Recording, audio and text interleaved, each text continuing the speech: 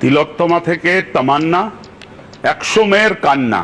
পশ্চিমবাংলা আজকে মহিলাদের কাছে একটা বিভৎস বিভীষিকাময় রাজ্য। আমি বলতে পারবো কিনা জানি, বুঝতে পারছিলাম না। সুমনদা যখন ওর মায়ের ইন্টারভিউটা দেখছিলাম, আমার কার্যত গলা বন্ধ হয়ে যাচ্ছিল।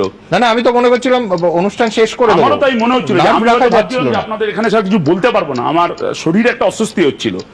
আসলে আপনাদের এই মায়ের ইন্টারভিউ আর সারাদিন ধরে ওই আপনাদের ক্যামেরায় দেখছিলাম যে কাপড় আর প্লাস্টিকে মোড়া একটা পুটুলির মধ্যে একটা 9-10 বছরের মেয়ে, তাকে মুড়ে সেটা নিয়ে যাওয়া হচ্ছে। তখন মনে হচ্ছিল তৃণমূল অন্তত এই সভ্য সমাজে আর থাকতে পারে না। 10 বছরের একটা মেয়ে, পরিবার, বাবা সিপিএম এর সমর্থক, তার জন্য বলছে যে সাবিনা হোসেনের মেয়েকে ঝেড়ে দে। পশুর থেকেও অধম। আমার বলতে বাধ্য হচ্ছি, আমরা শূন্য হতে পারি কিন্তু তৃণমূলের মতন বেহায়া নই। বোধ, মূল্যবোধ সব তৃণমূল কংগ্রেস হারিয়ে ফেলেছে। একটা মেয়েকে এরকম ভাবে নৃশংসভাবে খুন করা যায় শুধুমাত্র ফুর্তি করতে করতে। বিজয় মিছিল থেকে বোমা ছড়া হয়নি, অত্যন্ত পরিকল্পিত খুন। আমি যতদূর জানি ওই ওদের বাড়ি মেন রোড থেকে অনেকটা ভেতরে, কাদা রাস্তা, আলপথ পেরিয়ে যেতে হয়।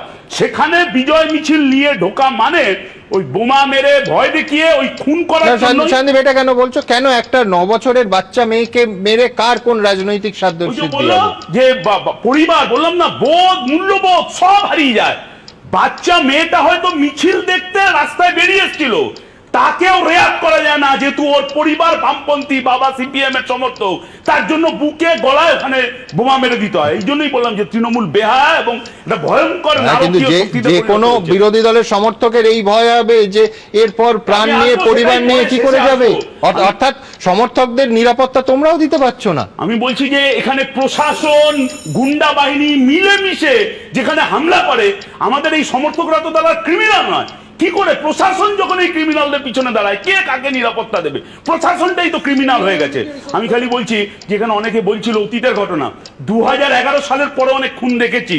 আমরা দেখেছি যে বিজয় মিছিল করতে করতে পার্টি অফিস পুড়িয়ে দিয়েছে, রেজাল্ট বেরোয়নি, জিতেন নন্দী আমাদের পার্টি নেতা খুন হয়ে গেছে। কিন্তু একটা 10 বছরের মেয়েকে এরকম ভাবে নৃশংসভাবে খুন করা যায়। 24 জন অপরাধীর নাম দিল মা, আর অ্যারেস্ট হলো 5 জন। ওদের মুখপাত্র কুণাল ঘোষ, উনি বেহায়া আমি জানি, তাই বলতে পারে যে তৃণমূলের জয়টাকে আড়াল করবার জন্য, আমাকে বলতেই হবে শব্দগুলো, তৃণমূলের জয়টাকে আড়াল করার জন্য নাকি এই খুনটা করেছে। কিন্তু পুলিশ আর কুণাল ঘোষ তো এক না। আগে আমার কথা, আমার সময় বলতে হবে, একটা শব্দ উচ্চারণ করবে না যদি লজ্জা থাকে। এই পুলিশ, আমরা বলছি এই যে অনুব্রত মণ্ডল পুলিশের মা স্ত্রীকে এই ভাষায় আক্রমণ করার সাহস পায়, পুলিশ নিজেকে ওই অধঃপতনের জায়গায় নিয়ে গেছে।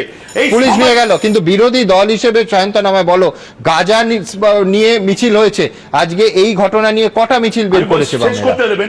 আমি বলছি সমাজ মাধ্যমে এই পুলিশ শুরুতে বলল যে বোমা বিস্ফোরণে মারা গেছে, নবান্ন থেকে নির্দেশ এলো, দুপুরের মধ্যে রাজ্য পুলিশের টুইটে বোমা শব্দটা উদা হয়ে গেল। এর থেকে পুলিশের অ্যাটিটিউডটা বোঝা যায়। প্রথম, আমাদের পার্টি নেতারা সকাল থেকে ওখানে দাঁড়িয়ে পড়েছিল, আজকে দাঁড়িয়ে এই যে টাকা দিতে গেছে নির্লজ্জের মতো। তিলোত্তমায়ও দেখেছি, এই ঘটনাতেও দেখেছি। কয়েকটা গরু ছাগল বা এমএলএ কেনা বেচা করা যায়, আদর্শকে কেনা বেচা করা যায় না। ওই যে একটা গরিব প্রান্তিক সংখ্যালঘু পরিবারের মহিলা, তিনি টাকা না নিয়ে আদর্শের সামনে দাঁড়িয়ে প্রমাণ করে দিলেন সবকিছু বিক্রি হয় না।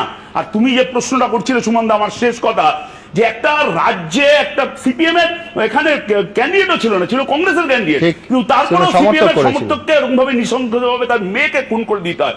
পশ্চিমবাংলায় যদি ভোট দিতে হয় বলে একজনের পরিবারের একটা নৃশংসভাবে একটা মেয়েকে যদি খুন করে দেওয়া যায়, তাহলে ভোটাররা নির্ভয়ে অবাধে কি করে দাঁড়িয়ে ভোট দিতে পারবে? আমার কথা শেষ করবো যে এই কারণে আমরা বলি তৃণমূল যা ভোট যেতে 56 ভোটে যেতে, খুন মাফ হয় না, বেকালে সোজা হয় না, ধোয়া তুলসী পাতা হয় না।